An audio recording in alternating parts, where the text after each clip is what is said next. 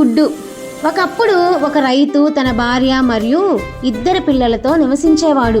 ఒకరోజు రైతు అతని ఒక అందమైన బాతుని కొన్నాడు. మరుసటి రోజు అది బంగారు గుడ్డు పెట్టిందని చూసి అతను ఆశ్చర్యపోయాడు. అతను దానిని మార్కెట్కు తీసుకువెళ్ళి అమ్మసాగాడు. మరుసటి రోజు కూడా అది బంగారు గుడ్డు పెట్టింది. రైతు మరియు తన భార్య సంతోషంగా ఉన్నారు. ప్రతిరోజు రైతు బంగారు గుడ్డును అమ్మి రోజు రోజుకి ధనవంతులు అవ్వసాగారు.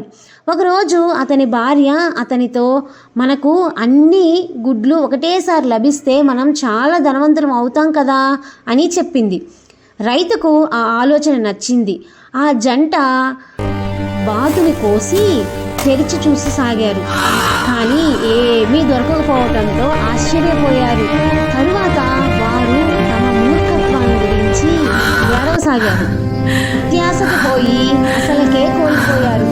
ఈ కథ వల్ల మీరేం నేర్చుకున్నారో కామెంట్ చేయండి. నచ్చితే సబ్స్క్రైబ్ చేసి లైక్ చేయండి.